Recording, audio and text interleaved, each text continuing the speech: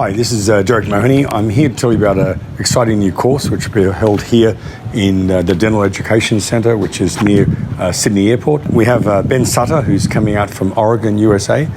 Ben is one of the experts in what's called Disclusion Time Reduction. And to simplify things, when I have finished cases orthodontically and I'm looking to see how the occlusion settles, it's very inaccurate just to use articulating paper. By using something in a T-scan, we're able to correlate that. But what Ben does one step further, he measures in real time the muscle activity.